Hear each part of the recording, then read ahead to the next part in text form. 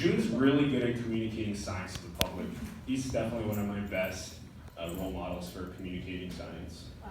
Yeah, he's really good. Oh, well, I guess I built up a lot of hype now. Well, my hope is that you guys can actually render the stuff I'm going to say into experiences that you guys can understand. Scientists are not good storytellers, so we really need people to help. Don't, we'll boil it down to the bare minimum for you. Don't sell yourself short there, Joon, okay? I mean, I see those science genes you got on there. Those are goddamn science teacher genes right there. Those are nice. Some roast. Okay, no, I wasn't roasting. I was complimenting, okay? Is my mic? Nice shoes though, nerd! How about that, no? Okay. Wait, let's do a mic test. Joon, can you... Check, check. Okay. Check. Check. And not only that, but look at my naked stool. Everyone's got like a stool that's covered. There. Nothing. We like it better off. Oh, hey! There we go. Now I have my heckler, fighting mic on. And Drew, you're on too, right? Yeah, test. Okay, cool. Alright. All right, so let's jump right into it. Yeah, alright. Let's do it. All right, so this is extremely interesting stuff. How about Joon? Why don't you tell them about Okay, it? so we're going to go through 10 questions. I think that's the format for tonight. And I'm going to go from easiest to hard. So this is the easiest question. I just want to start with something that we can all warm up to. And this is not a trick question. I'm going to ask you guys to count the number of times the letter F appears in this single sentence. Not a trick question, just read it front to back, and then the clicker. Anytime someone says it's not a trick question, I'm always like, You just this don't is a fucking trick question, right? Everybody does it fast readers. When you're done, look back at me. Then you're done. Okay, bring it back. Bring it back, okay. What if you see every letter as F? I got it, okay. It means you'll never die. Okay, when you're done, look back at me, please. Reading at the literacy rate. Okay, I think you guys have had enough time. Okay. All right, so how many people saw all three? Most of you. Anybody see 4? Some of you. Anybody see 5? Okay. So the real answer is 6, and now that you know the answer, see if you can pick out 6 F's. Yeah, This is blowing my exactly. mind, doctor. And you'll catch them right away. Which ones did you guys miss? 5,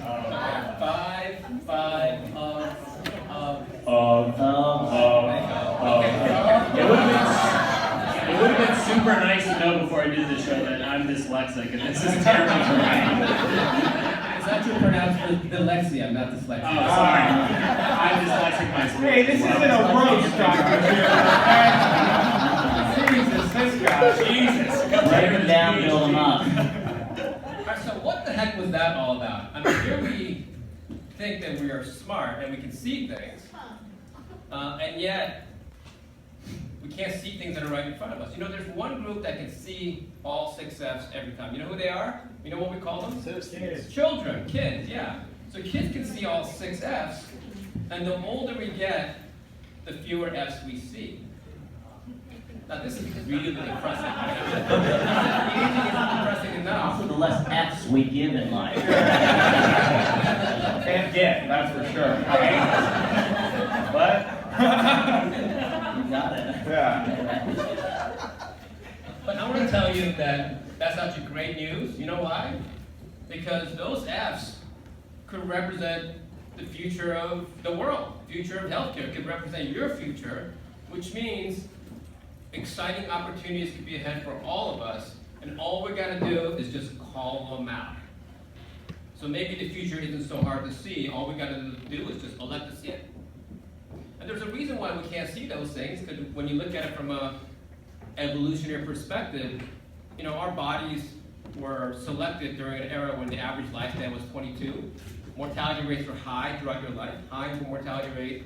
Only half of us used to survive until puberty. People are dying all around us, right? So our bodies were not designed to live this long. Nature didn't shape us under that kind of regime. So now that we're living 100 years, on average, somebody born today, a kid born today can live 100 years.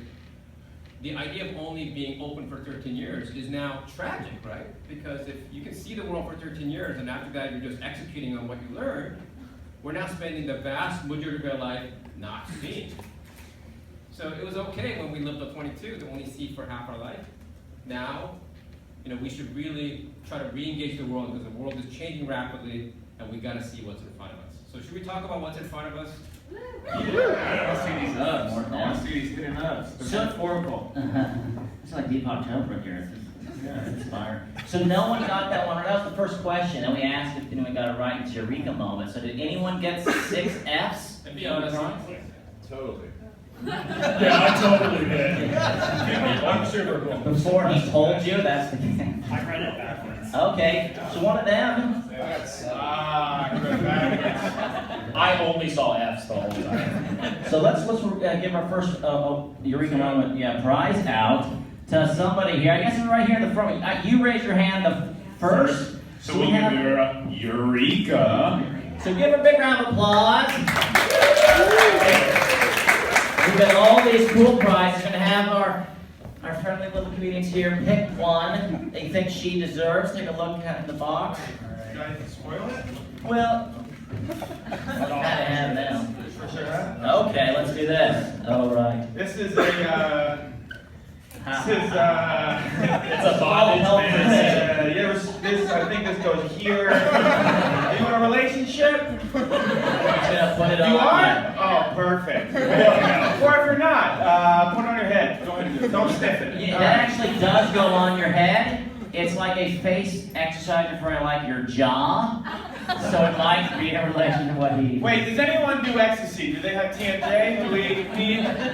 Oh, we might have to. Oh, okay. Never mind. Maybe there's a secret Santa afterwards you can hook up with. Anyway, you're gonna stare at that strangely for the rest of the night. Give it up for her.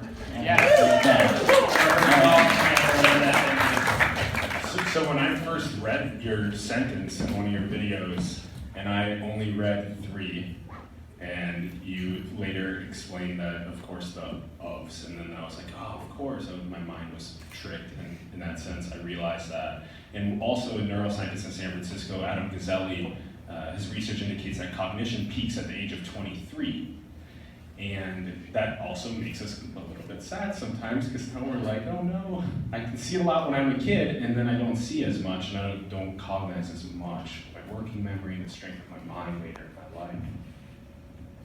So one of the things we can do to extend the window of time that we can see things, essentially our mind switches from a camera to a projector at age 12.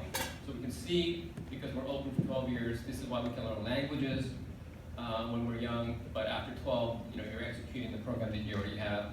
What are the things we can do to be a camera again? What helps us see? This is not one of the 10 questions. Anybody have any ideas? Acid. Can I just make a point that guy Are you a scientist? You should come on down. Or are you just a rad guy? It's like in his basement, probably.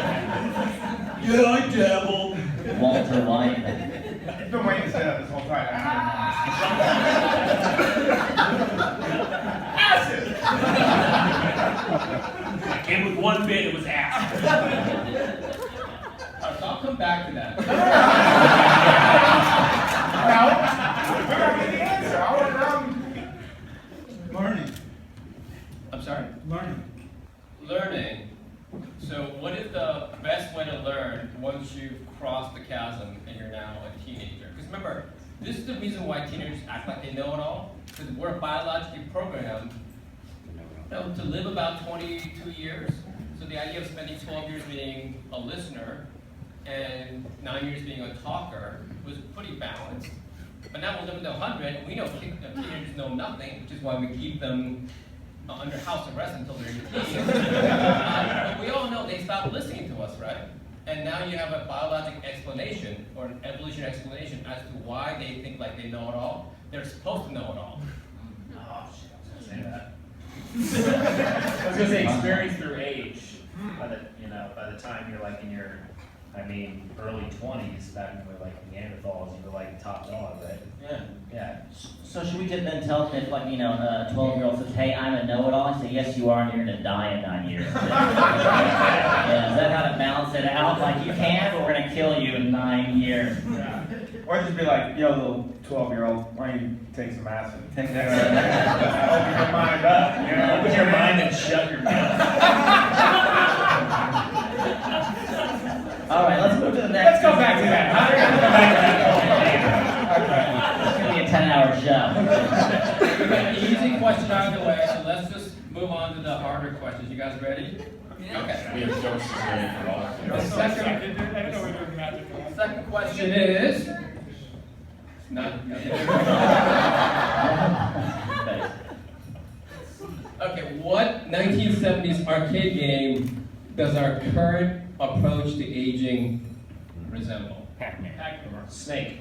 Pac-Man. Why Pac-Man? The only 70s game I can think of. Okay, why Snake? Pog? Why Pog?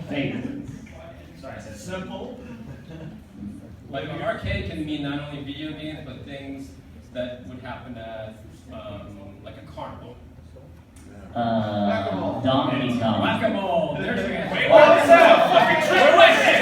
Yeah, where was the trick question premise? Look at that guy. Whack-a-mole. So let's give Oh, let's get a prize first. All right, what does Mr. Whack-a-Mole get? Of course he gets this because I was wrong. All right. This is the bedpan. Who said that? Who said whack-a-mole? All right, that's one shit in that later. Wearing like a Got my hat. thing as well. So, you know, I used that before the show. You may want to take that off. All right, why whack-a-mole? So the greatest healthcare system ever invented is the one nature gave us. It's called homeostatic capacity. It's what enables us to get to homeostasis on our own. It works pretty well for about 40 years. In fact, it's so effective, we basically don't realize we have the healthcare system inside of us, right? Because feeling healthy is really the feeling of nothing. That's what we felt when we were 12 years old. We didn't feel vitality. That's so depressing. The feeling of nothing is like the exuberance of being a child. And then at, around 40, you start to feel something, and then you talk to your parents, and they feel everything, right? So nothing is real feeling your health. So around 40, your homeostatic capacity starts leaving you. You're now no longer in homeostasis, and they can manifest as diseases. And then what the medical system does is we try to put you back together to the tune of $3 trillion a year. But it's basically whack-a-mole. We basically put out one fire at a time. Maybe there's a fire in your 40s, a couple of fires in your 50s, and if you're lucky, more wax at all the problems, 60s, 70s, and there's a drum roll, and then you die. So the short history, You get whacked. Yeah. You're the most depressing guy. At 30 years old, now you do a lot of whacking. That's what You're killing something else, though, on your dead sheet. Your It's self-esteem. done. It is a road. I achieved full homeostasis. Millions of future marks are dying. Whacking them with it. No homeo. So cheap. Excuse us. so whack-a-mole is essentially what the healthcare system is today. You're healthy, you're no longer healthy, and we try to put out the fires. That's pretty much all that happens. Now, we actually do a pretty good job as a system in terms of whack-a-mole. So we've been helping people live longer and stronger lives for a long time. For the last 100 years, we've solved enough of these things that pop up the moles that the average lifespan has gone from around 22 to now 100. And now we're dying of things that we didn't used to die of. Remember, what's the most common cause of death in nature? Like, don't even think about humans. What's the most common cause of death for fish? Bear traps. Predator, yes, I love that. That's the right answer. That's not one of the questions. I've got all sorts of interesting answers for, how do fish die. Somebody said Alzheimer's. I don't know. They forget how to swim upriver. My favorite was somebody said drowning. Can you please leave? So, yeah, getting eaten is the most common cause of death in nature, right? Because in the wild, every meal, you're either the prey or the predator. That's all that happens to you. It's 50% survivorship on average in nature. So most of us used to die from just getting eaten. Now, when you think about what used to kill humans in the pre-modern era, the most common cause of death were essentially getting eaten, trauma, or infection. Now we've dramatically reduced the rates of getting eaten. Can you call that health? 100% though. Can you call that healthcare 1.0? It's solving for traumatic cause of death and infectious cause of death. That's remarkable through vaccines and clean water, surgery. By 1950s, we dramatically reduced those causes of death. So now the vast majority of us are surviving way past 22, way past 40. And now we're dying of new things that are related to aging. So that's where we are today. And the system we developed, which is the whack-a-mole system, doesn't work as well as it did for diseases under 40. So now we got to imagine a completely different kind of system. You know why? Because right now with whack-a-mole, we're making old people live a little longer. Way too old? Way too old. Yeah. Kill these old people. Can't we fit their heads in that whack-a-mole? So the old, we are an industry that creates future customers. Does that make sense? So the more we keep people alive, the more healthcare they need. This is a vicious cycle of escalating healthcare costs, right? But they also contribute to GDP, which is the investment side of it. Right. So from an investment perspective, it's a great industry because we're creating more and more demand. So that's great for investments, but is it good for society? Because the more we create old people, the more healthcare they need. That's a geometric rise of healthcare costs, which means the system is fatally flawed. How is it flawed? How is it fatally flawed? There's two ways it's fatally flawed. Pro-death talk. I'm sorry? Pro-death talk. Is that what we're leading into? Are we killing babies or are we killing? I'm not for that. Okay, all right. It just turns into a whole different thing. It says, everyone over 60 is fucking dead! That's the UK system. Exactly. You didn't give him a round of applause right now, you just fucked up. Right, so the two ways in which the current system is fatally flawed are the following. Number one, if you keep going on the current trajectory, it's an amazing system, right, the healthcare system, but if you continue on this path, it's eventually going to kill the economy, right? More and more old people, they need more and more healthcare, it's going to become bigger and bigger part of the economic pie, and healthcare is going to just out-consume everything else. So that's a fatal flaw. What's the second fatal flaw of the current system, our current approach to aging? Effective work life. Okay, well, I think that's tied into the fact that we're creating old people. The second fatal flaw is everybody dies. So in this model of approaching aging, there are no survivors, right? So as good as the current system is, I think that this is the riskiest path. We need to do something radically different than what we're doing. So I think there's an urgency to thinking about aging differently. In fact, the healthcare system we have might be the second best idea we ever came up with. What's the first? Well, so that's the next Ooh. question. Yeah. Next question is there a better system? And the framing I would like everybody to use is this thing called an adaptive landscape. Most of you probably haven't heard of it. But if anybody knows the answer to this, they get the next prize. What is an adaptive landscape? It's an evolutionary biology term. Is this going back to the acid thing again? Open up eyes and see leprechauns. It's adapting. No? Anybody? Yep. Is that a population or a biosphere evolving to external changes? Like it got hotter, so now we're more adaptive to being hot? So that's adaptive, but adaptive landscape is a narrower concept. So the idea that the way innovation and evolution works. Well, does anyone know? Yeah, Let's go okay, ahead. Don't give it away, Doc. Jesus, you got prizes. How about this? How about this? Does anybody know what the word adaptive is? I'm still trying to count the F's. It's obviously 7. Okay. Okay, Four yeah, F's. come on. There are 4 F's. In the back there. So instead of the organism actually evolving different traits over time according to whatever it needs to survive, instead the landscape is or the environment is what's being modified so that their kind of chance of being fit and living is increased, but as a result of changes around them rather than their own internal biology. Is he pitching gentrification? I couldn't understand anything. That was 0 for 2. Let's get, she's got it. She was looking at the whole time. She was like, nah, motherfucker. No.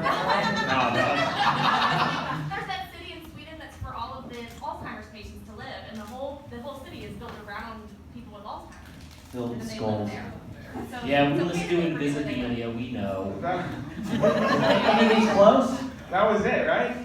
This is the second easiest question. No, actually, this is probably the hardest question. Unless you've heard of it, you won't get this one. So I'm just going to explain it to you. That was exactly wrong, but yes. Off to that side of Alzheimer's. There's an exact wrong. This is science, right? Okay, so think about innovation, evolution as a landscape where a ball can roll. The more innovative is at the bottom. So we're trying to find a valley where you're in an optimum state of evolvedness, fitness, innovation. And the challenge is, you can be in one of these valleys as a ball rolling, thinking, okay, I found bottom. I found the ideal solution. I found the ideal healthcare system. Which is why they make oven timers of your app in San Francisco. That kind of stuff. Exactly. So you have this purview and your vista such that on all sides it's a hill. So like, okay, I must be at the bottom of the valley. But if you never climb to the top, you will never see that there is a much better valley over here. And so much in evolution, we end up with these little blind alleys thinking, okay, that's about as good as we're going to get. And it's very hard to de-evolve, to get to a different place, to have enough energy to find a new valley. So it takes a long time and a lot of happenstance for us to go pursue greener pastures elsewhere. So the healthcare system we have seems like it's a pretty good system. And we are innovating incrementally around that, right? Digging into the valley. But what if there's a much better healthcare system that we've never seen before? So maybe the current system was the second best system. What might the best system out there look like that is a more global minimum than where we're at today? Right? Repeal Obamacare. Trump. Yeah. Oh, okay. Great. That killed him at death, though. 209. Excuse us. Excuse us. We're just trying Sorry for talking the truth. to make healthcare great, yeah. All right, guys, so what, Next question. What? well, before As I took a beer, I'm like, what are you talking about health? we're talking about politics. So what do you think is going to happen if people live longer to politics? Okay, so Do we have any answers for that? questions from the... More Republicans, older and whiter. Do we have an answer? Yeah. Well, older people tend to vote more, and they will vote in their best interest and direct more of the economy towards them. So in general, that's correct, and older people... Eureka! Right? It wasn't that one of the original questions. That's where Reagan was from. Shit. Good answer. We'll outlaw young people. I didn't catch that. One more time, please. We'll outlaw young people. Okay, people. So, old people... Trump. Sorry. Yeah. Here's the Turns around. reality about the way we all vote. Young people tend to be more liberal, and old people tend to be more conservative. So, as a consequence of the longevity movement, we are essentially creating more conservatives. So if you extend out this argument, more and more people are going to be conservative. And what the other feature of aging, as we talked about in the first slide, is we actually become harder of hearing. We don't listen to each other as much. So as divisive as this current environment is around politics, imagine a society full of old people. I gotta tell you, the older we get, the harder it is to listen to each other. I mean, have you guys ever been in a nursing home? There's no dialogue on in a nursing home, right? It's a mutual monologue. They all like each other. That's very accurate. When someone's screaming about like, FDR was the best, the other person's like, my cat's name is Mint. So they're like talking to each other. It's fucking insane. In fact, I think the word dialogue means two conversations, right? This guy with his fucking PhD all night. Dude, what did you not understand about I'm a comic? I dropped out of college. Every time you talk, I just see a picture of a hot dog in front of my face. Like, I don't know what you're talking about. Should we get to the next question? I want to make a quick point. I'm uncomfortable. June, quick thought about what you said. So even though aging may be extended so far as to create more conservatives in that sense, what about people that have growth mindsets that are able to retain the sense of constantly being open to new perspectives? Exactly. So I think there's two things we need to do, because I think the longevity movement is unstoppable. It's what humans want. So we need to now reimagine our world in a way such that we can open our minds up, so we can become seers again, we can be kids again. Yeah. To listen to each other. Because when, in a sense, doctor, confirm me on this. Take notes. In a sense, you would say when you age more, it makes it harder to see the ups in life. And the ifs. Yes. Yes? Come on, Drew! What's up, dog? What's up, Drew? No, he agrees with me. I'm on his side. Okay. Sorry about that.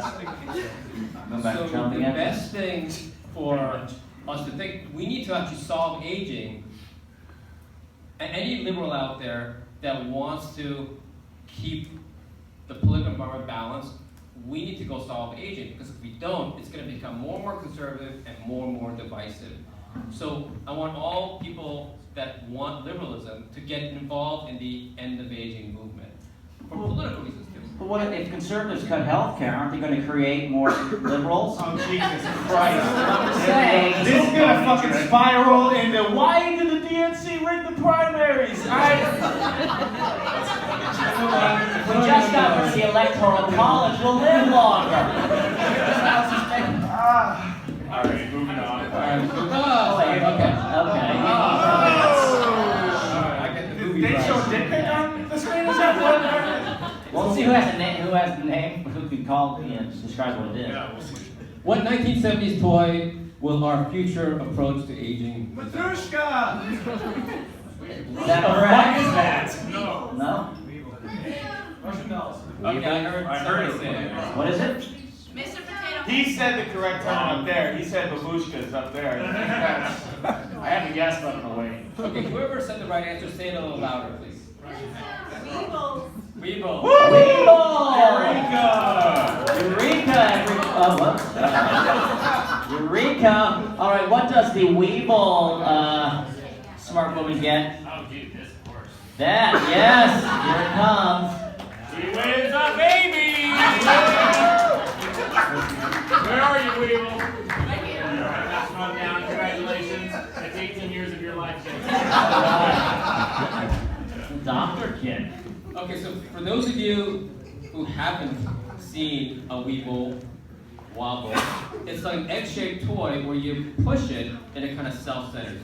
Does that sound familiar to you guys? Yeah. Okay.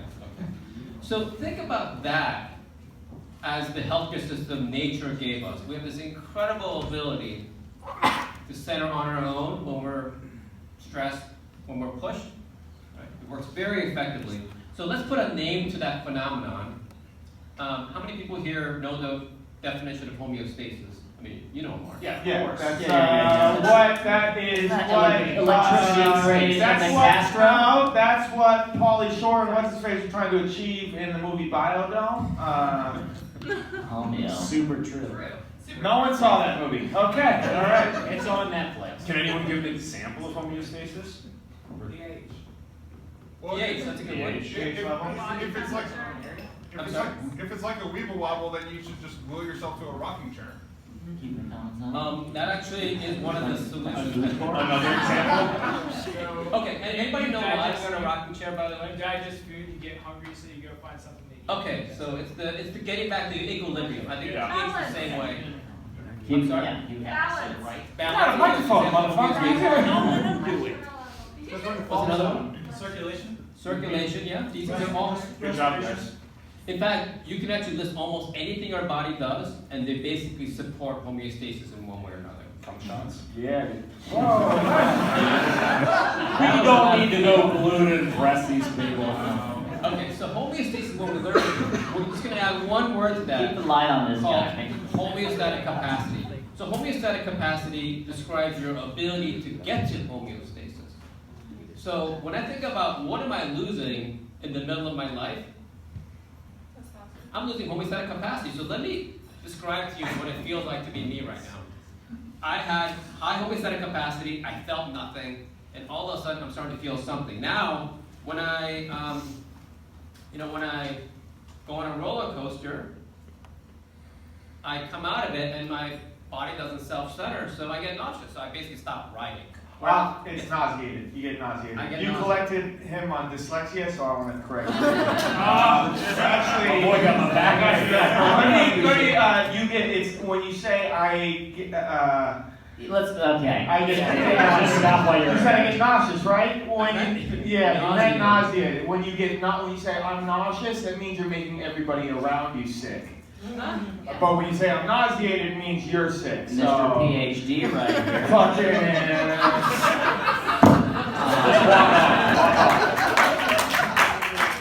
And there are other great examples like hangovers. Hangovers, so all the things that I used to feel, I can't do anymore. I can't go to Tahoe without feeling the altitude. I can't go diving without feeling the pressure. Same thing with recovering from anything. Recovering from injury is much harder. Recovering from a late night, I used to be able to stay up all night when I was in college and feel fine the next day.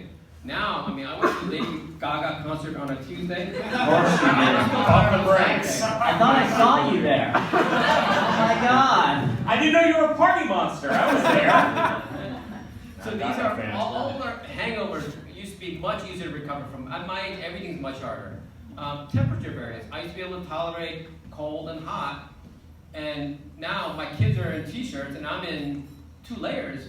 And they're telling me it's not cold. I'm telling them it's freezing. And neither one of us are lying, right? So what's happening? What I'm losing is homeostatic capacity. I cannot center my weevil anymore. These are all the things we can feel. But now imagine all the things we can't feel, such as your blood pressure or your sugars.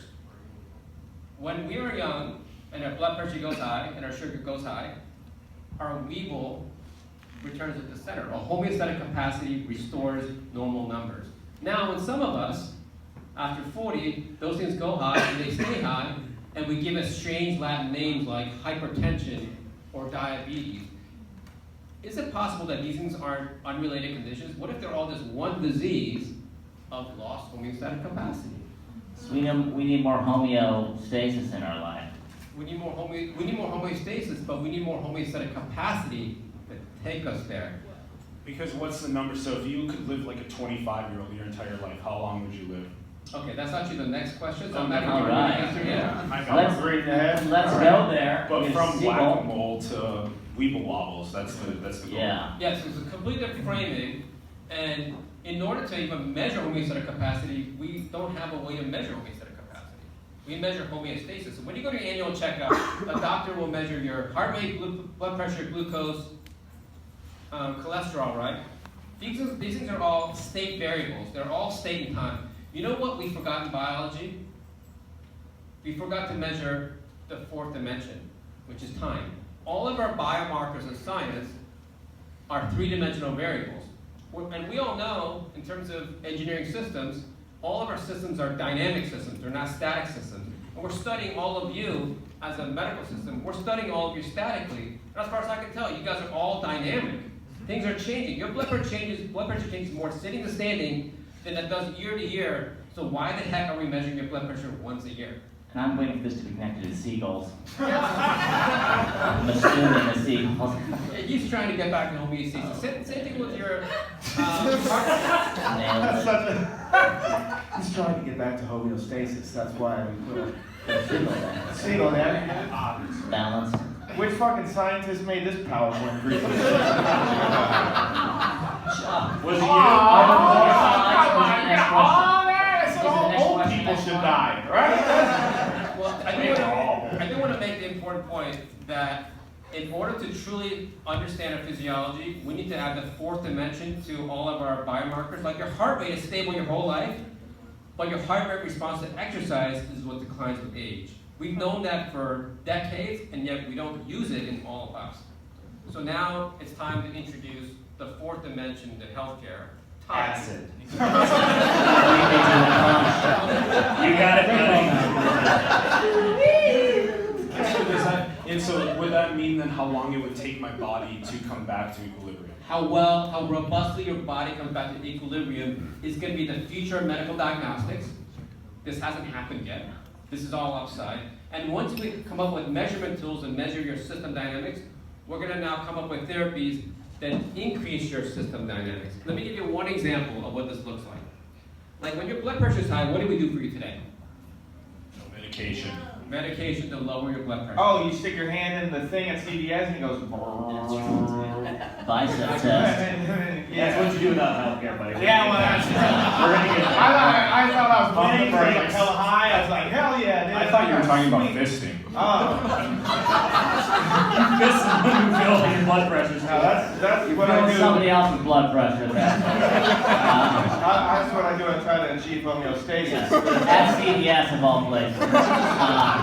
Carl, listen, this is All a right. crazy game of whack-a-mole when you get older, and trying to step this up to Galaga. Galactica? There was Let's get back to the Let's get actual back science. And we'll get to the next question too in a second. Yeah. Yes, I will. So right now we give you a blood pressure lowering medicine, but because we've solved the number, we've restored homeostasis without restoring homeostatic capacity, your system actually atrophies, so your baseline blood pressure gets worse. It's kind of like the more coffee you drink, the more tired you get, right?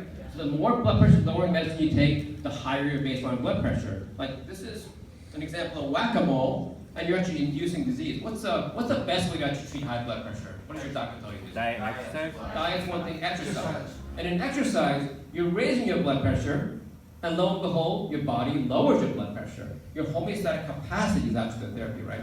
So the question is the best way to treat high blood pressure put exercise in a bottle? What if we gave people blood pressure raising medicines as a way to treat their high blood pressure? We have that, it's called cocaine. I'm not saying I take that medicine.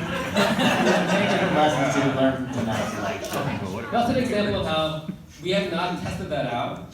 So there's so much we haven't tried in medicine. But the main thing is instead of thinking about the therapy as a solution, let's think about the body as a solution. Homeostatic capacity as a way to improve your health rather than homeostasis as a way to improve your health. Okay. Next question right here.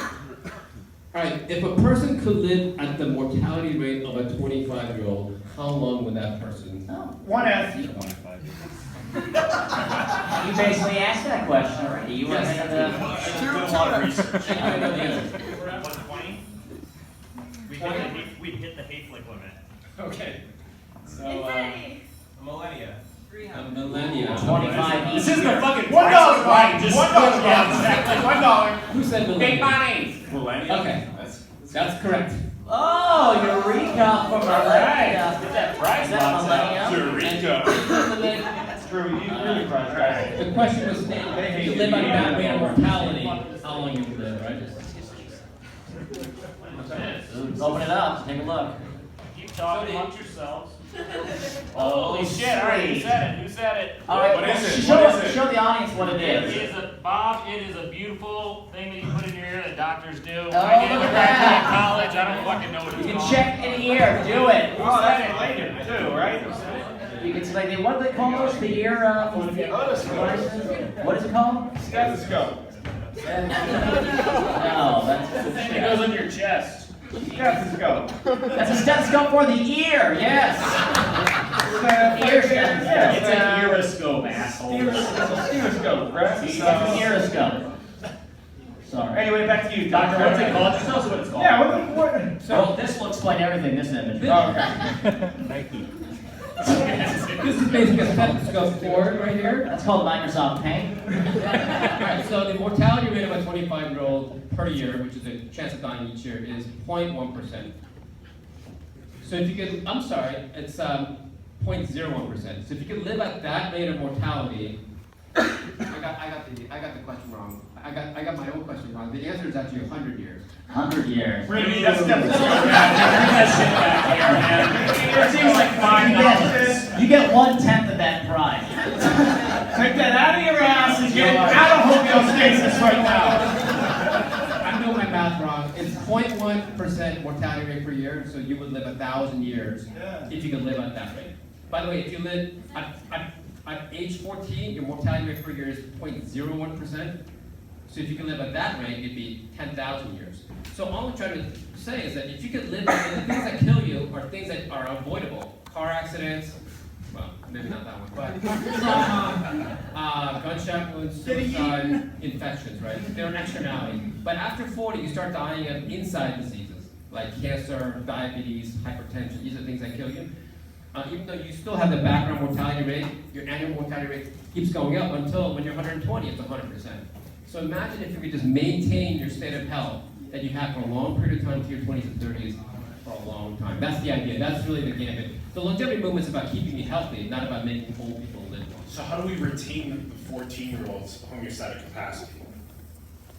Drink their blood. Steal it from them. Alright. There it is. Make them watch Game of He's Thrones. ahead of the curve that you just saw. Reach into their souls. What is the Acid. Yeah. Okay, what is the best way? All right, Joe. Wait, come on, man. I was just calling back and like, oh, why are you stealing all the callbacks, man? Sorry, you gotta call back the call. I'm sorry. Okay, so what is the best way to increase our homeostatic capacity?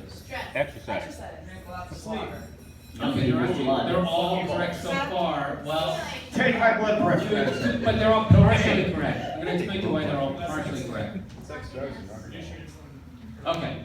Okay. So I heard a lot of different things: exercise, sleep, stress. Okay, all these things. Whack-a-mole. Whack, whack. All of these things give you 50% credit, and here's why. Well, can anyone get us like 75% and get the prize? What do you think? 99.999 recurrent. Exercising while sleeping.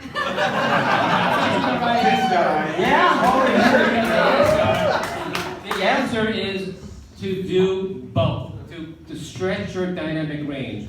So exercise alternating with sleep is the metaphor that we want to encourage. Let's give it for the snarky answer. What is our younger audience member? Yeah. Well, this is the guy that said we should kill all the young people.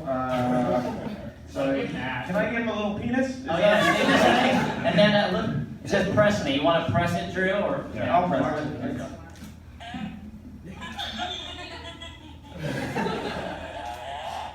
Oh, it's a farting penis. Farting doesn't get much clever thing. This You know is what the I'm gas relief pill. It's Oh, health it's related. health related. Yeah, you can. I'm really afraid of getting into this guy though, to be honest. I've been wanting that dick all night. You just gave him a farting dick. Alright. Nothing says science like a farting dick. Hope you're riding the bus back home tonight. Alright, so dynamic range is the idea that Don't let us slow you down. it's not about one thing, you gotta vary what you're doing, right? So it's not just exercise, but you gotta vary with rest. It's not, it's not, remember, chronic stress is what kills us. So actually, getting stress is okay as long as you intermix it with meditation and things that are super relaxing, right? So exercise is good, but you gotta rest in between. Interval training is much better than running a marathon. How do we get the NBDL picture right there? What league is that was from? on that team. This is, I think I'm down there. Is that? Oh, that's you? Holy shit, give it up for a baller right now. Whoa! He's big facts and fucking baskets. You're gonna have Shutterstock photos this whole time, and then he's gonna throw in a picture. Hey, you know, champion basketball player. It's just me and Seth Curry. He's the I guy. know you forgot it on my resume. Didn't talk about my Played for the sports Warriors for 5 accomplishments. years. NDBL, what does that stand for, Doctor? Nueva Dad's Basketball League. Nueva Dash? Nueva Dad's got the Nueva black guy Dash. on the team. How about Nueva that? Dash, Huh? huh? These are all guys that have crossed the magical 40 threshold. Wow. No, are you serious? That guy's 16 years old. That guy is in perfect valley of homeostasis right now. He's 30. He's a ring girl. He's 30? He's a ring God, how the fuck does that guy look better than me? It's called facial cream, man. That's true. Exercise. Find the guy with the farting dick. Alright. So he's a collegiate athlete. You know, after we turned 40, it turns out a lot of us played sports growing up, and after 40, we don't play anymore. And when we ask them, why don't you play sports anymore? Well, because we haven't played in so long, I'm afraid I'm going to get hurt. So our conclusion was, that means we should play all the time. We're like, oh my God, we should play all the time. So we started playing sports together. We lost people immediately. One to an Achilles, one to an ACL. They were not living in their true curves. The survivors look like That that. talk. These are the survivors. And the good news is you're working on your health, and it's making a We are. So We we need are. this photo of dead bodies, but can't see them. They didn't make it. I like basketball because of stop and go, and that's the message here. It's not exercise per se, but it's the variance. So running a marathon is probably better than not exercising. But what happened to the first guy that ran the marathon? He died. He died, right? So I think marathon is not a good idea. I recommend doing intermittent exercise, and you don't have to do a lot of it. So that's one of the takeaways. Is just keep varying what you do. The idea is like vaccination. You know, when you vaccinate yourself, your body gets stronger. So think about exposing yourself to all sorts of different things as a way to increase your homeostatic capacity. Like, spend more time in the sun. Well, can we hold on? What was that last photo? Yeah, what was that? It's like about to snap that young man's neck. That's Alexander Hamilton. Snapping his wife is snapping a young man's neck. You'll live forever. I didn't know that much cleavage was allowed to be showed back in the day. We keep going. I don't want to slow you down, but I just want we have to see what No, you're watching out for the young people. The idea here is that if you spend more time in the sun, you sleep better. So the more light you get exposed to during the day, have you ever been tired after a day surfing or sailing? Okay. Yeah, So spend more time in the sun at nighttime instead of living under the light. Shut it all down. That'll help you the next day stay more awake. So think about increasing your capacity. Temperature. So we're trying to be 70 degrees all the time. But remember, these are my boys. T-shirt, 2 layers, right? So the more we try to be 70 degrees, the more intolerant we get to cold and hot. Remember, we're the first species in nature's history to not live in ambient temperature. Yeah. Are you in a bayou right there? I'm in a bayou. No, I'm that's from New Orleans. It looks like a bayou. It looks like you're about to wrestle alligators with your boys. Yeah, Drew and I both grew up in the South. This is Yeah. actually East Coast, and the water's only about a foot deep. That sounds about right. You sink down your knees when you step in it. But Mud. it's actually summertime, Okay. and on the coast it's a little cool. It's 50 degrees, and I'm in 2 layers. And the kids are always making fun of me. What we actually need to do is spend more time in environments like this. This is what you talked about earlier. Your son's in a short sleeve shirt and you're fucking bummed up like a Eskimo. Exactly. So Sorry, I the didn't want to make scientific terms of maybe. best way to overcome that is to spend more time alternating between hot and cold, so you actually increase your capacity instead of trying to be 70 degrees all the time. You know, my wife can tell the difference between 69 and 71 inside the room. That means she's so debuffered, so deconditioned, you're not supposed to feel that variance. So much of what we're doing with HVAC system, with our clothes, moving to California, is that blood isn't thinning, you're just losing homeostatic capacity. So go back out there and stretch it out again. And can we also just give a big, round of applause to Dr. June's amazing hair? Their sons, look at the hair. Dude, look how cool. It's like a surfer magazine cover. They both play music, that might be why. Okay, so stretch your muscles. Dab in public. Ride more roller coasters if it's hard. Riding a roller coaster? Ride roller coasters. So don't just meditate. Don't just meditate on motion. Meditate with alternating what's scaring yourself. Yeah. Stress will kill you, right? So you're seeing stretch. Buy a dead cat. People buy your pillow at night. This is horrific.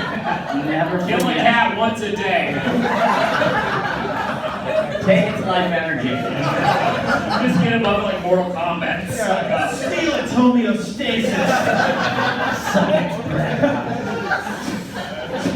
You are a monster, sir. I'd like to talk to you before this. Is this from your personal vault, Doctor? It's got 9 lives after all. Give him a farting dick, alright? I'm gonna come back to this, but have you guys heard of secondhand smoke? Yeah. Okay, so now it's time to learn about secondhand stress. Secondhand stress. I'll tell you, my girlfriend, gonna give me cancer. Exactly right. You know why? It is? We don't have healthcare, so we're literally asking you everything. Break up your girlfriend. You have Truman and Tiffany in your chest right Yeah, Jesus Christ, and you're cut off. 7 texts from me. Alright. So what I meant is, stress is totally contagious, and the reason for that is actually Darwinian. In the wild, if you're a wildebeest, and the wildebeest next to you is freaking out, and you don't freak out with it, you're the one that's gonna get eaten, right? So we're all hardwired to make the stress of others our own, which made sense when we had a high chance of getting eaten. But in the modern world, we have almost no chance of getting eaten, and yet we're still executing that response of, if somebody's stressed, I'm gonna get stressed. Like if a coworker's getting stressed, I'm gonna get stressed. You know, this is why type A parents pick type A kids, because they bring all that stress home, right? So everybody talks about how genes cause heart disease to run in families. What about epigenetics? Right? Behavioral transmission of stress. This is a really important thing because this means that we have the ability to kill each other by spreading stress around our community. That's very unfortunate, right? So really keep in mind. That's why I've been unfriending all those people on Facebook lately. All their pictures of them screaming at their toddlers. Trump, unfriend. So you're. Jesus! Now, if we want to give stress to a child, what do we do? Oh, right there. Yeah, you can trap them in inflatable. When we are stressed, this is how kids are being raised, right? Because we're so afraid of what's going on that we've now wrapped ourselves in our fears to a degree of total irrationality. This is how kids are being raised. Okay. We feed them to cats. Just to clarify, so if we're increasing homeostatic capacity, we need to take ourselves to these extremes more often and train ourselves to come back to equilibrium better? Thank you, Alan, for keeping us on track. So the message is... He's the only one listening. The ability to get back increases. Okay, so that means diet. So let's talk about that. Somebody mentioned diet as, the thing that can help you with health. It may be diet, but if you just keep eating the same narrow diet all the time, I think your body's going to decondition. So like I used to be able to eat anything when I was young, and now at my age, if I eat a bad meal, like I eat a fatty meal for dinner, I wake up at 1 a.m. predictable. So is it really diet that's killing us? Or is it lost dietary capacity? Lost Is it inflammation that's killing us? Or is it lost inflammatory capacity? Lost it. So, everyone gets a ribbon in this stuff. Eating things he says, no? I wonder about diet is maybe we should actually, instead of avoiding the junk foods, we should actually eat junk food once in a while. So Eat some food. This guy right here.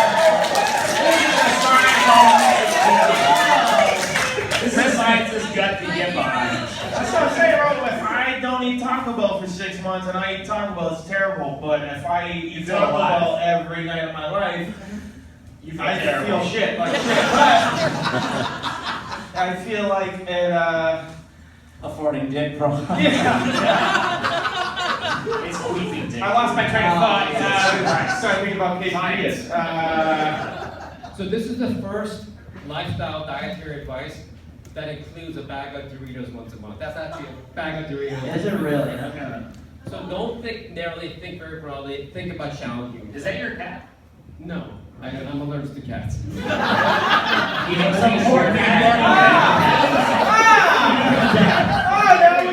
explains the dead cat after all. I joked on the cat with this line. Sue me. Whoops. Another way to increase your dynamic range. I just dead cat pictures of it on the internet, so there you go. next one is laughing. Laughing is another thing that increases your cardiovascular dynamic range. Keep coming to this shit. Exactly. Okay, next question. Wait, did we just skip over sex? What happened? We always skip over Well, sex. you saw Sex sex and a and woman laughing, so you Yeah, You say no one skipped over sex in your life? I just thought boobs were coming on the screen. You can pull out your Or phone. dicks, whatever you're into. I still think my girlfriend's giving me cancer. All right, here we go. Great call. All right, so next question is aging encoded in our genes. No. Okay, I still haven't heard the right answer. It's not yes or no. Maybe. Ish? Oh, we have to just raise your hand. Okay, raise your hand. All right. Let's get an Oprah moment here. Oh, I have the mic. Welcome to the club, yo.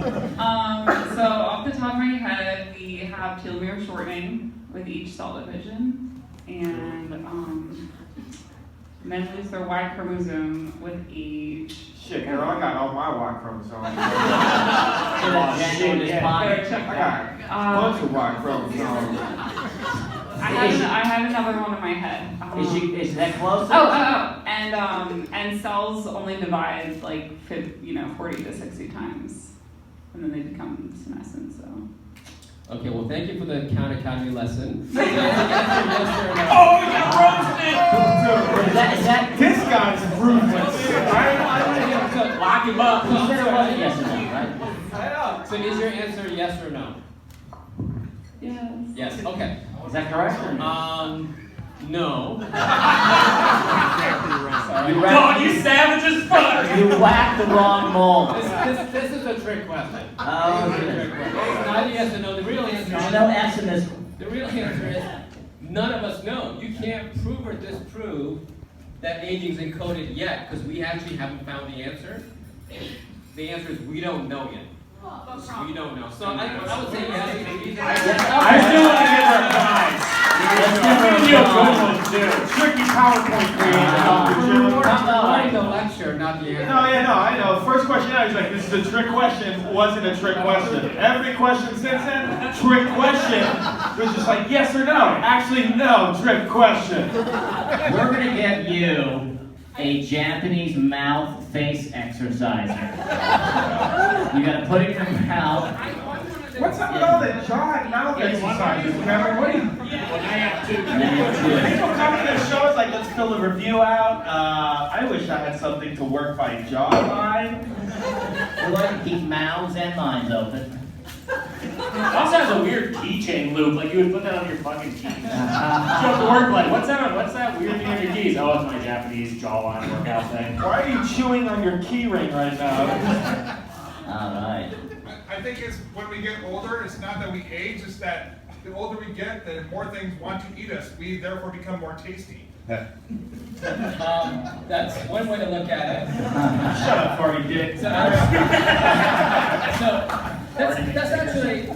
That actually is a great answer. Here's why. Because after 40, before modern technology, as our body starts letting go of our homeostatic capacity, all of a sudden our eyes can't tune, right? If you can't see, in the modern age, you just put on glasses.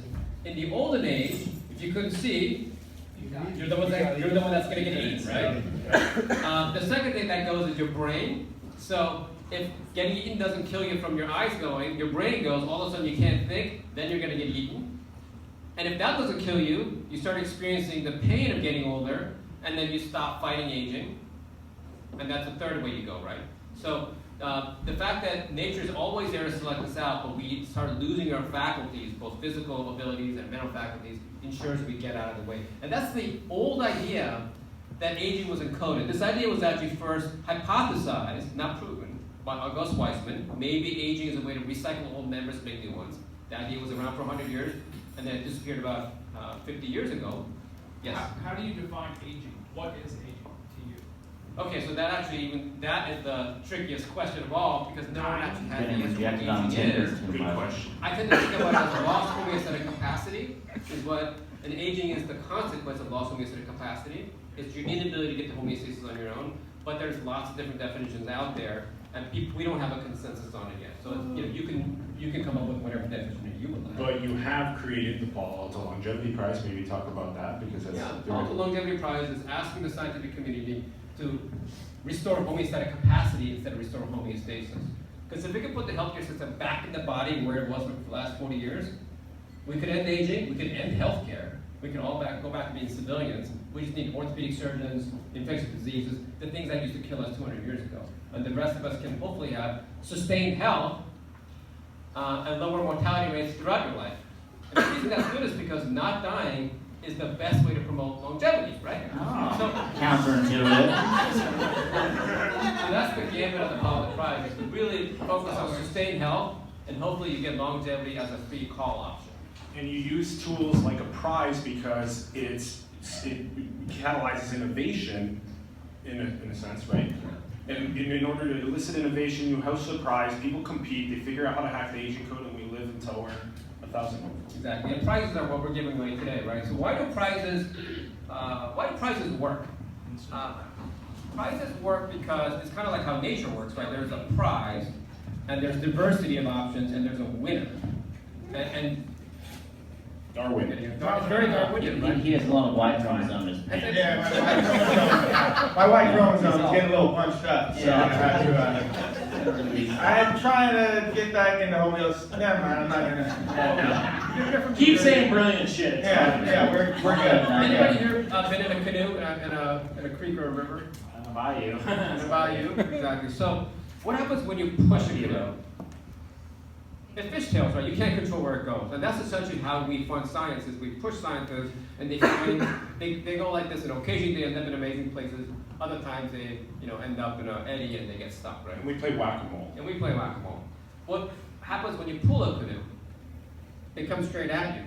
So think about grant writing as pushing a canoe, prizes as pulling a canoe. So if you want something very specific done, it's much better to do it as prizes rather than grants. That's what we were thinking. We decided to do prizes for this show.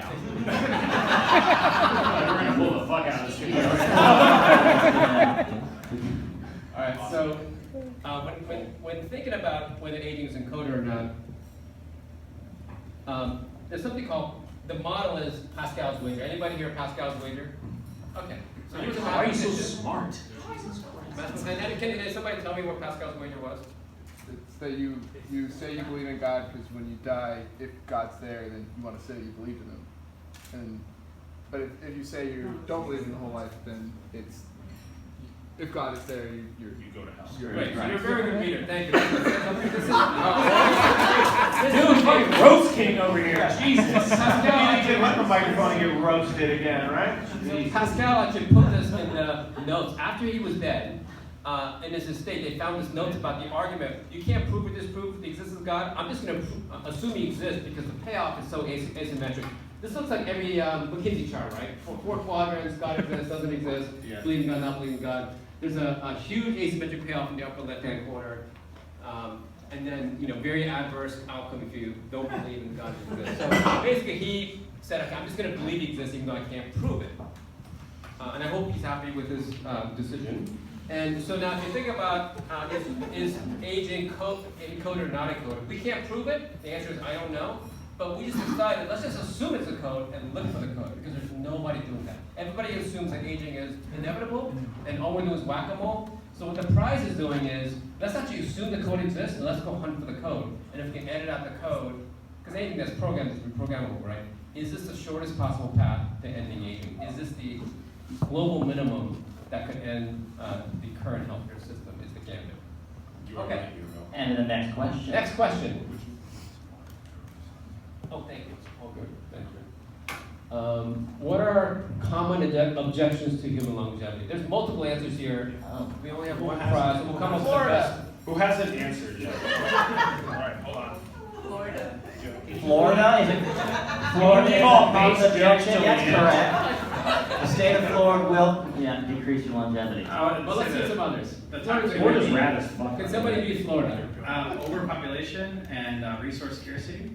Okay, overpopulation, that's a good one. Can anybody beat that?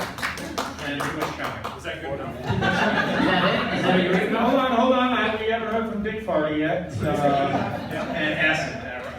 Richard Hardison. I like that guy. He's laughing the whole time. All right. I'm giving him the best one. Don't say that one. Oh, yeah, frozen. I love you so much. I want you to be healthy, so I'm going to give you some gummy frozen vitamins. Yeah. From the Disney movie Frozen, no less. Clap! What is your problem? Give the man a prize right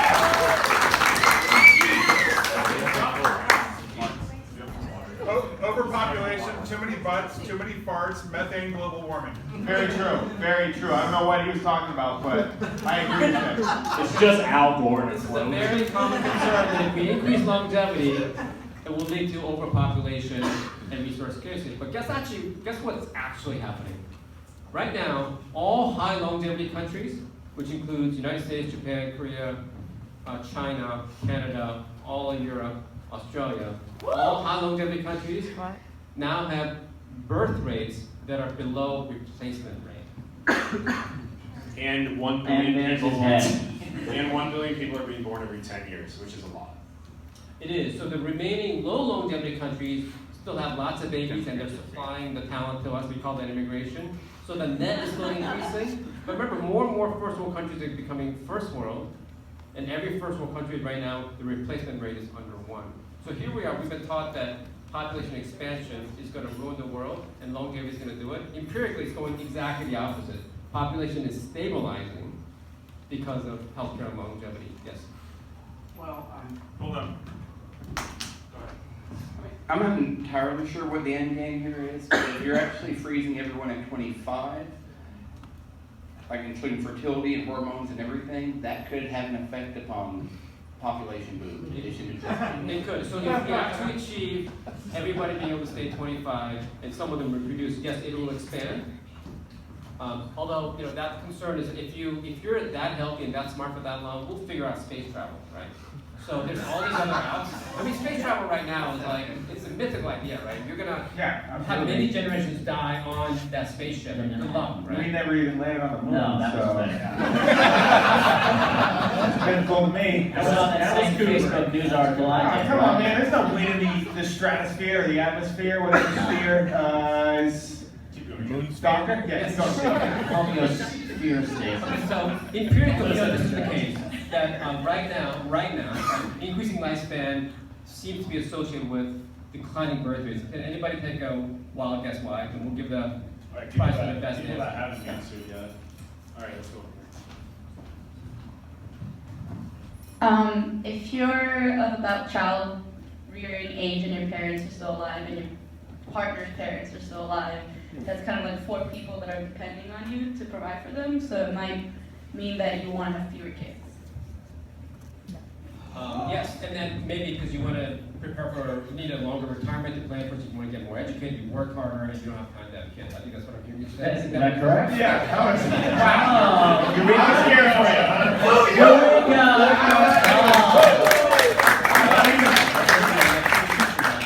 I thought he was gearing up to kill you. Took a deep breath. All right, we got a Happy Phil. Oh, It's acid. Oh, it's a laughy dick. All right. You really won. Where you at? That's not creepy. Okay, so that's not the only reason. There's probably many different reasons. Anybody want to, from the audience, what are some other reasons? Yes, you raise your hand first. 1 second. Go ahead. I actually would like to put in an objection about the question itself. I don't really think that declining birth rate is directly related with the lifespan. It's more associated with urbanization and the culture being more, the technological advance. Because as far as my understanding, as the society moves on from agriculture to urbanization, having kids has become from more workforce.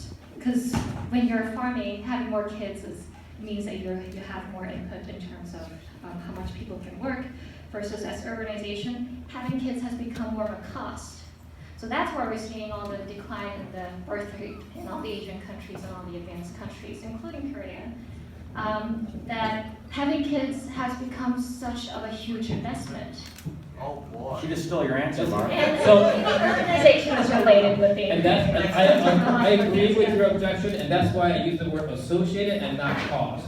So the relationship is there. No, hey, fuck you. You guys didn't say anything. This woman just makes valid points. I mean, you know what? I'm not gonna let her get rude. She just said that was the smartest thing I've ever heard. I have literally said nothing that smart in my life. Round of applause tonight, woman. Now it's got legitimately discourse about this. You made up an answer, I'm going to make up an answer too, right? Because we can all speculate why is this happening, right? Because all we know is associates. I'm going to make up my own reason as one of the 20 different reasons that I think are all probably correct. So remember, average lifespan was 22, which meant that you became an adult at 13. That's when you hit puberty. 13 is the age of, back then it was consenting adults. Juliet was 13 when she hooked up with Romeo. I don't know how old Romeo was. But the idea of being young for 13, hooking up at age 13, having kids, raising them for about 9 years and dying at 22 was the average template.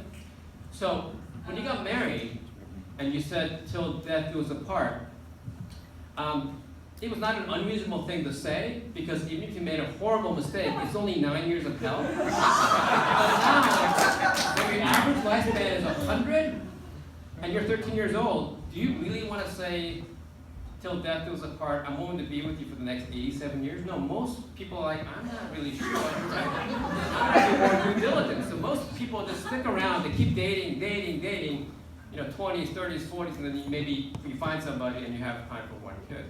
Yeah. So, the fact that we're increasing lifespan has completely changed our mental model, because the stakes are much higher. So, Doctor, what you're saying is hit it and quit it. So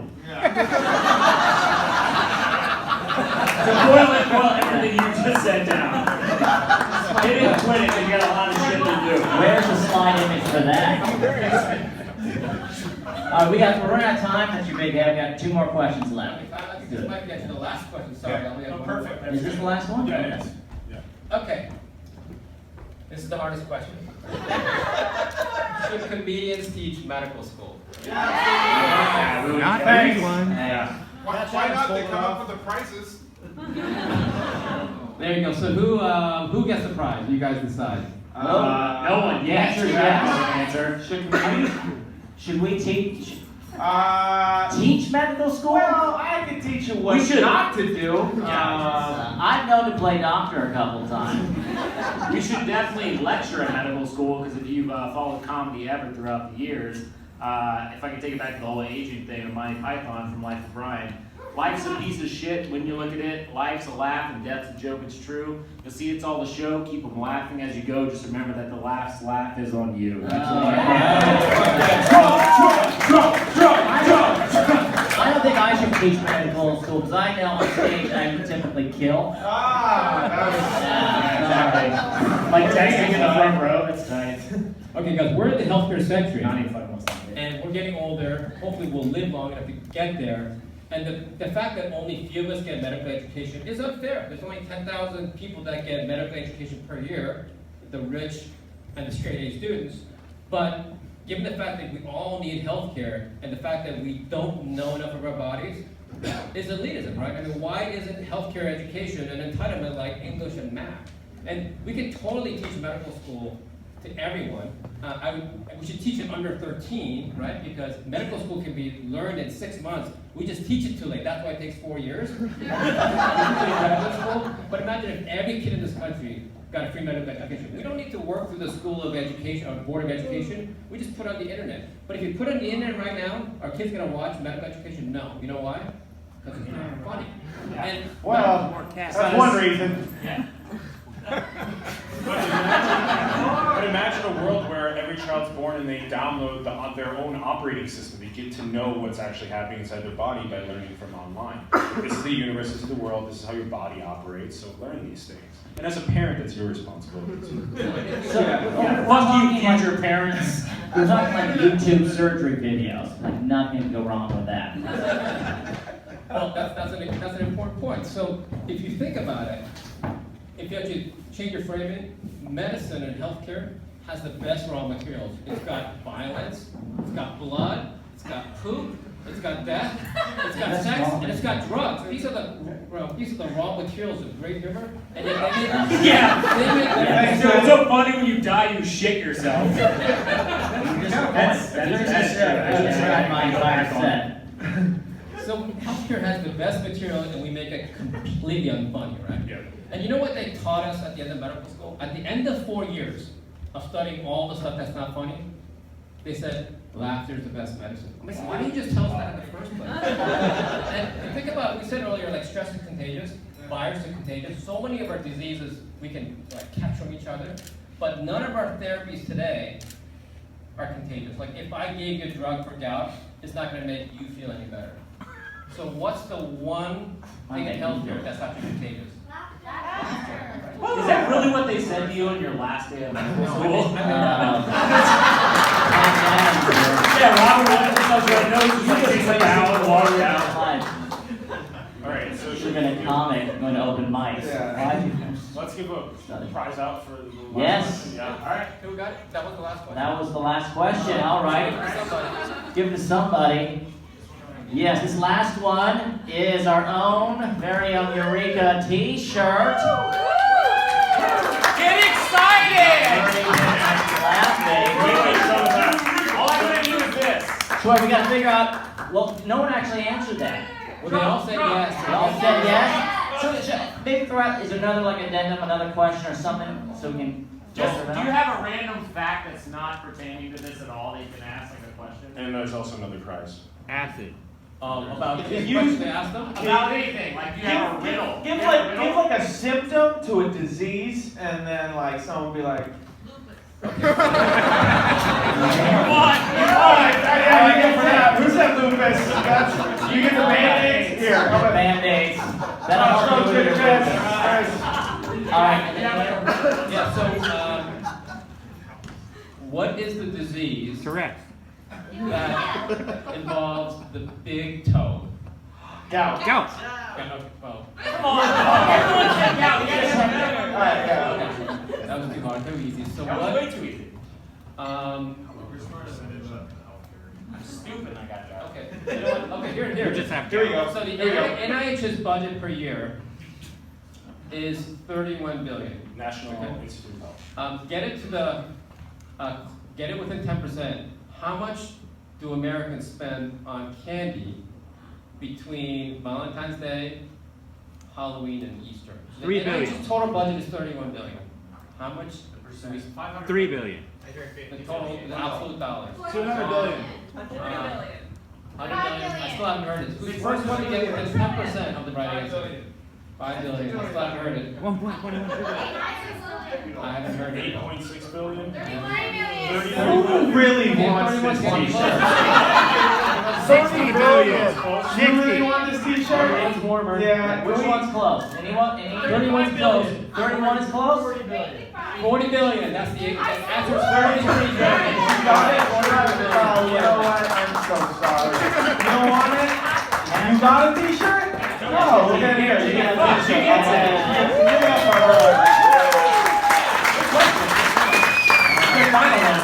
Right. So we spend as much money on candy a year as we do on the National Student Health budget. Only in those months. On just those 3 seasons, we spend more than we do in the entire medical research.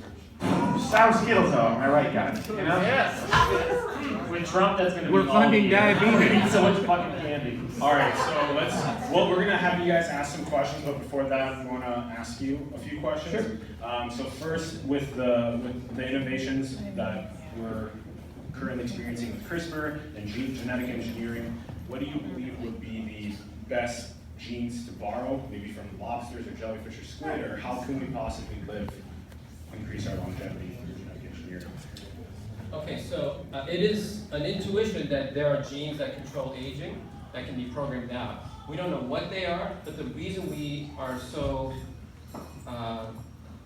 aware of the possibility is because we were told 50 years ago that all cells are programmed to die, and people didn't believe it until that won the Nobel Prize, right? That's what happens in science. we now are aware of cells that are programmed to die that edit out those genes on their own. What do we call those cells? So in a strange sort of way, nature's already showing us that there's a way to edit out your own aging. And cancer is a scourge of humanity, but instead of just thinking about what they're doing wrong, cancer, we should actually be thinking about what are they doing right? How are they able to... Not much. He's not doing much, I'll tell you that. You probably gave her cancer too. Well, you know, it's a give and take relationship. Mostly giving Mark cancer. Yeah, and I'll take a little cancer. But too. how positive does one have to be to even think like, oh my gosh, cancer's killing everybody, but let's find the positive in cancer and try and utilize that genetic... Yeah, we're just isolating the future of cancer, which is that they essentially edit out their senescence, and now they don't age. Can you teach us what that word is? Because I had no idea that word existed. Senescence is the word. They edit out senescence. And senescence is what? Senescence is basically is aging. Is the Latin term for aging.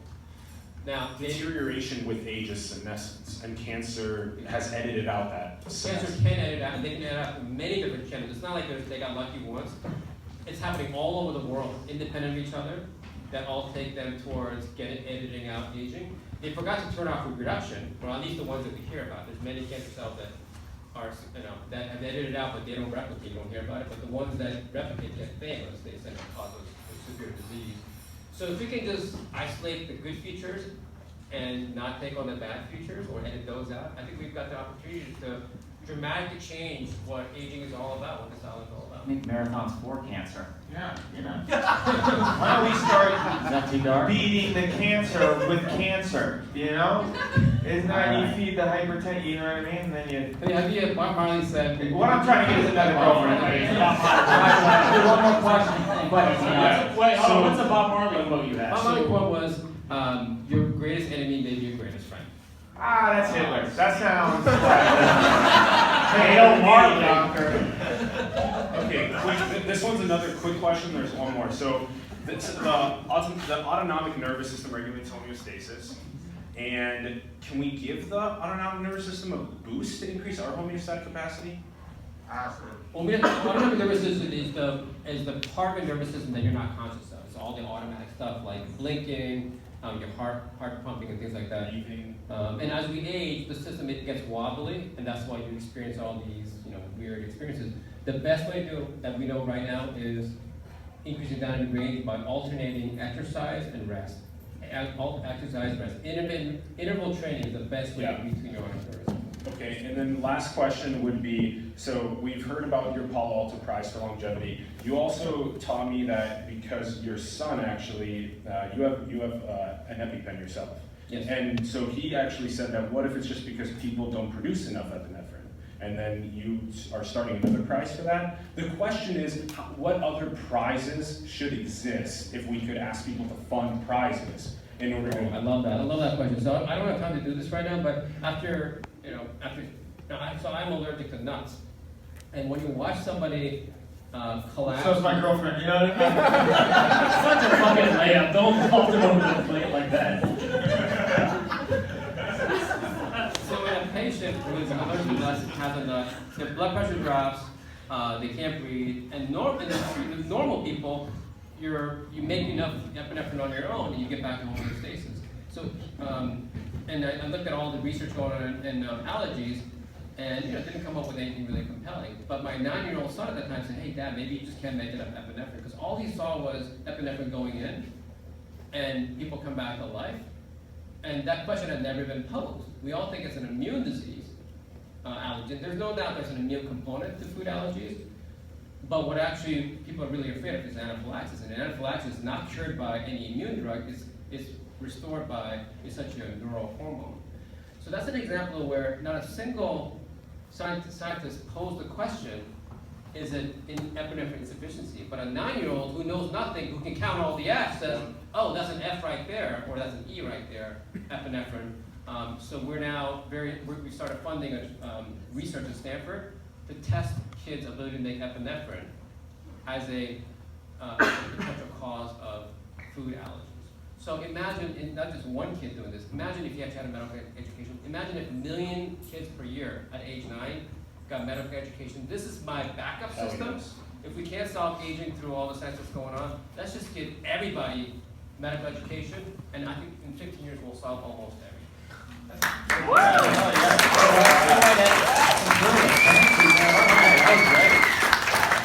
A couple minutes before we end. I know it's hot in here, but if you have any questions you want to ask the doctor, raise your hand right now. All right, I'm going after this guy. All right, let's have a And you guys should feel free to answer as well. Oh, I thought he was referring to me as a doctor. Yeah, I'm Doctor, cool. Well, if we extend, our lifespan, we're also going to have to, I think, first of all, does everybody want to live that long? I mean, to think of that question, because at some point, I think I would get bored.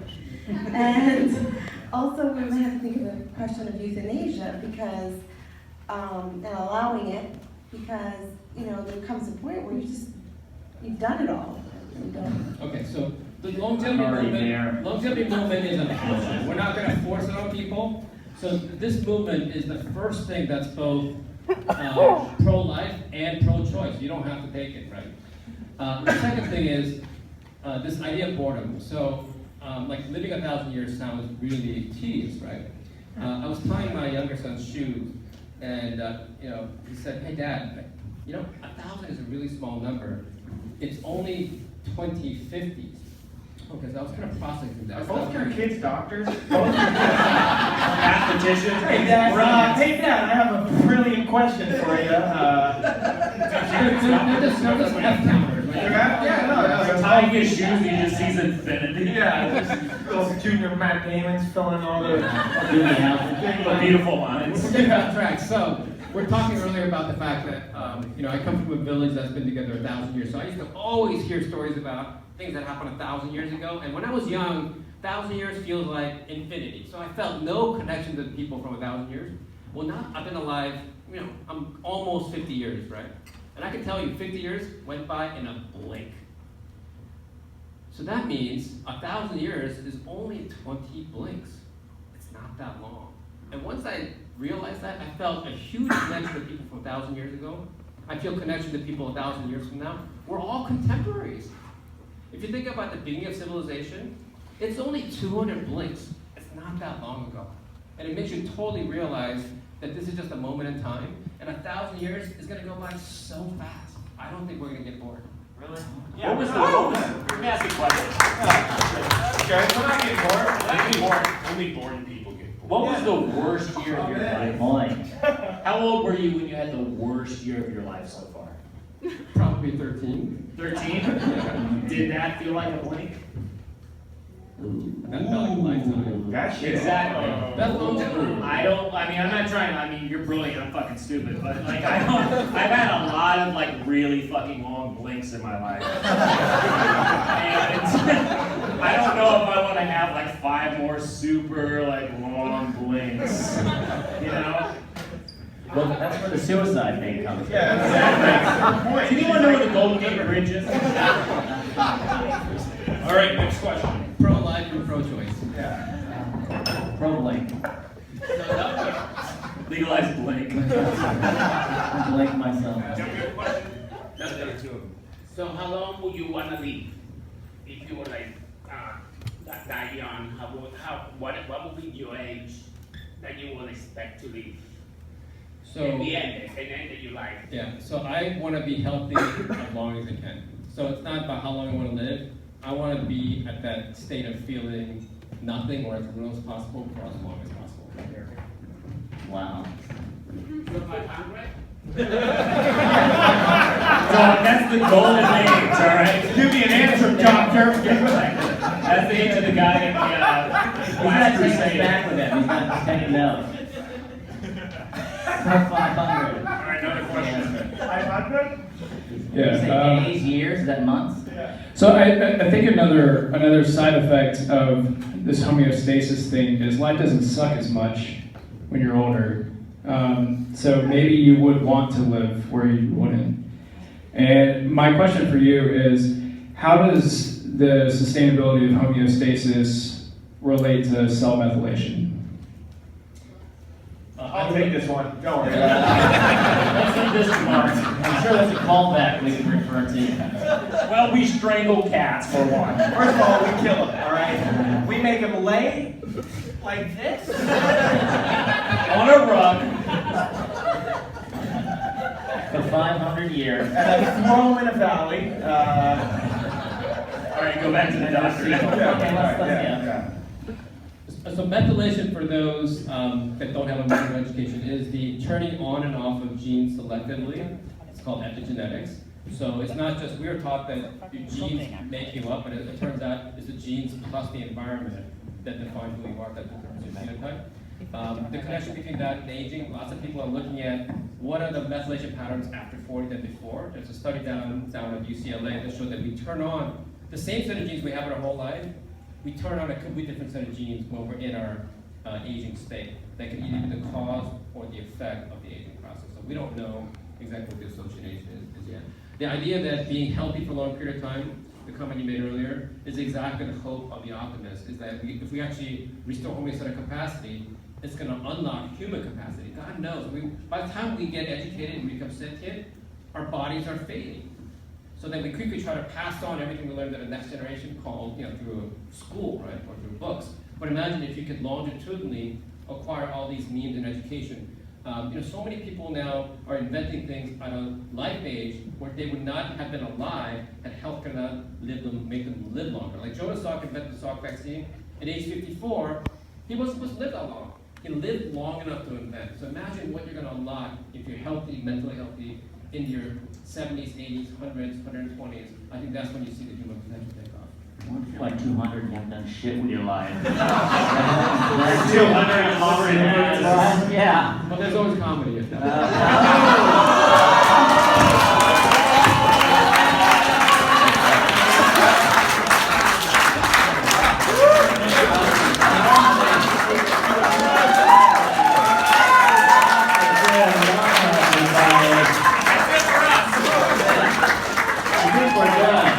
How is this guy not getting booked?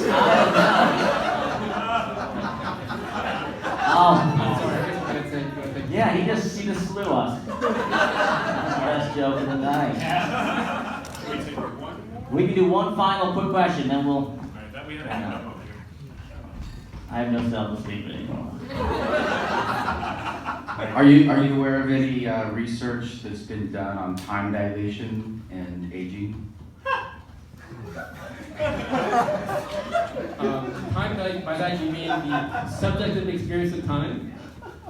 Relativistic time, yes. I love that someone found that funny. Who's this fucking Art Bell back here? I think the notion here is if you really want to extend your life, like sit in a dentist chair, right? Because that hour feels like 2 hours. I don't. I got 4 root canals. That's like 5 blinks. I'm trying to smoke a big blink after this. Fatty blink. So I don't know, and maybe we can end with another question. One more question. Fucking Eureka! Stump the doctor! How about that? I like this guy. Final question. Try not to skip something. In your medical opinion, how often should I do acid? I think isn't the answer 500? Yeah, 500. Our answer is. Come see me afterwards. Whenever you stop being completely basic. I think that's it. That's a joke. Come on, man. It's a callback from 2 fucking hours ago. I think that is it, guys. If you want to ask more questions, hang out after the show. Is that cool? Absolutely. Mingle, ask questions.